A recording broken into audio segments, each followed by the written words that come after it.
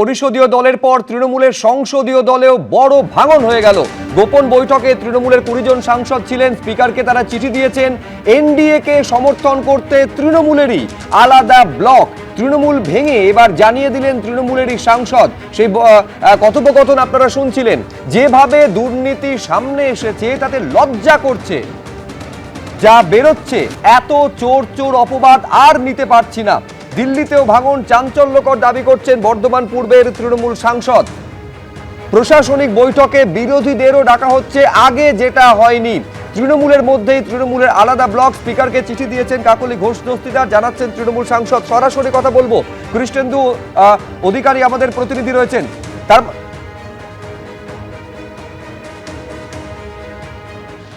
এই মুহূর্তে সরাসরি আমি একটা ছবি দেখাই যে রাজ্য বিধানসভায় ফিরহাদ হাকিম, মমতা বন্দ্যোপাধ্যায়ের অত্যন্ত আস্থাভাজন ফিরহাদ হাকিম, তিনি আজকে বেরিয়ে যাচ্ছেন বৈঠক করে। ফিরহাদ হাকিম আমরা দেখতে পাচ্ছি সেই ছবি। ববিদা কি বলবেন? আজকের মিটিং করলেন, কি বলবেন? কি বলবেন? No comments. স্যার, আপনি মিটিং আজকে নো কমেন্টস প্লিজ। মমতা বন্দ্যোপাধ্যায়ের সঙ্গ ছাড়লেন। No comments please. Firhad Hakim Mamata বন্দ্যোপাধ্যায়ের আস্থাভাজন, তিনি আজকে ঋতব্রত বন্দ্যোপাধ্যায়ের সঙ্গে প্রায় 1 ঘন্টার বেশি বৈঠক করলেন এবং বৈঠক থেকে বেরিয়ে তাপস রায়ের সঙ্গে কথা বললেন। অর্থাৎ দিল্লিতে যেখানে ভাঙন স্পষ্ট, সেখানে এখানেও ভাঙন ক্রমশ চওড়া হচ্ছে। দিল্লিতে যেটা সর্বশেষ সিদ্ধান্ত জানা যাচ্ছে, শর্মিলা সরকার এমপি যেটা আমাদের সঙ্গে কথোপকথনে জানালেন যে ভূপেন্দ্র যাদবের সঙ্গে তাদের বৈঠক হয়েছে এবং সেই বৈঠকে উপস্থিত ছিলেন রাজ্যের মুখ্যমন্ত্রী শুভেন্দু অধিকারী এবং বিপ্লব দেব, ত্রিপুরার প্রাক্তন মুখ্যমন্ত্রী। ভূপেন্দ্র যাদবের বাসভবনে বেলা 12টা থেকে 2 ঘন্টার প্রায় বৈঠক হয় এবং সেই বৈঠকে তৃণমূলের 20 জন এমপি সেখানে উপস্থিত ছিলেন। সেখানে যেমন কাকলি ঘোষ দস্তিদার ছিলেন, প্রসূন বন্দ্যোপাধ্যায় ছিলেন, খলিলুর রহমান ছিলেন, শতাব্দী রায় ছিলেন, দেব ছিলেন এবং আরও অনেকে ছিলেন।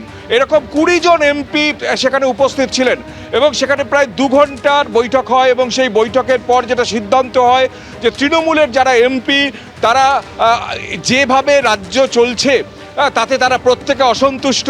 বিশেষত দুর্নীতির কারণে তারা অসন্তুষ্ট, বারবার বলেও তারা সেটা সুরাহা পাননি এবং এই অবস্থায় তারা একটা আলাদা ব্লক তৈরি করছেন। অর্থাৎ যে ঋতব্রত মডেল বা ঋতব্রত বন্দ্যোপাধ্যায়ের মডেল রাজ্য বিধানসভায় দেখা গেছে, যে রাজ্য বিধানসভায় তৃণমূলের 80 জন এমএলএ তারা জেতার পর প্রায় 60 জন এমএলএ আলাদা হয়ে গিয়ে মমতা বন্দ্যোপাধ্যায় বা অভিষেক বন্দ্যোপাধ্যায়ের যে ঘোষিত যে প্যানেল, সেই প্যানেলকে সরিয়ে দিয়ে বুড়ো আঙুল দেখিয়ে তারা নিজেরা প্যানেল তৈরি করেছেন। ঠিক সেইভাবে তারাও চাইছেন যে একটা আলাদা ব্লক তৈরি করছে তৃণমূল এমপিদের। তারা কেউ সরাসরি বিজেপিতে যোগ দেবেন না এবং তারা একটা সরাসরি ব্লক তৈরি করবেন। ব্লক তৈরি করে এই 20 জন এমপি এবং সংখ্যাটা আগামী দিনে আরও বাড়তে পারে এমনটা ইঙ্গিত মিলেছে। এবং তাৎপর্যপূর্ণ বিষয় হচ্ছে, যেটা সূত্র মারফত জানা যাচ্ছে, যে ভূপেন্দ্র যাদব বিজেপি নেতা এবং যিনি দায়িত্বে ছিলেন রাজ্যের বিধানসভা নির্বাচনের, সেই ভূপেন্দ্র যাদবের বাসভবনের সেই বৈঠকে রাজ্যের মুখ্যমন্ত্রী শুভেন্দু অধিকারী, যিনি এখন দিল্লিতে আছেন, তিনি উপস্থিত ছিলেন এবং বিপ্লব দেব উপস্থিত ছিলেন। তাদের উপস্থিতিতে তৃণমূলের 20 জন এমপি তারা উপস্থিত হয়ে সিদ্ধান্ত নিয়েছে সর্বসম্মতিক্রমে যে তারা একটা আলাদা ব্লক তৈরি করবেন। অর্থাৎ রাজ্য বিধানসভায় যেভাবে একদম 80 জন বিধায়কের মধ্যে 60 জন বিধায়ক আলাদা, একদম সরাসরি আলাদা হয়ে একটা নতুন ব্লক তৈরি করেছেন। তাদের তরফ থেকে বিরোধী দলনেতা তৈরি হয়েছে, তাদের তরফ থেকে 4 জন ডেপুটি লিডার তৈরি হচ্ছে এবং যেমন চিফ হুইপ তৈরি হয়েছে, তেমনি সেখানেও চিফ হুইপ করা হয়েছে কাকলি ঘোষ দস্তিদারকে। অর্থাৎ বারাসাতের MP Kakoli Ghosh দস্তিদারকে chief whip করা হয়েছে এবং তারা চিঠি লিখে এই 20 জন সেই চিঠিতে স্বাক্ষর করেছেন, সেই চিঠি জমা দেওয়া হয়েছে। অর্থাৎ সব মিলিয়ে ভাঙন একদম দিল্লিতে স্পষ্ট।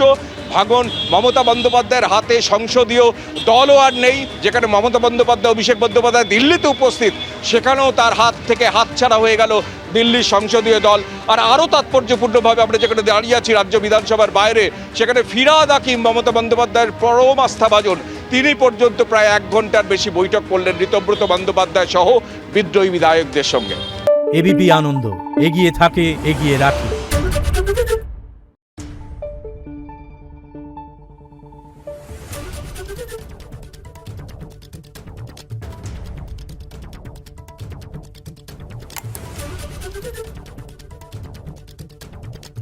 Thank you.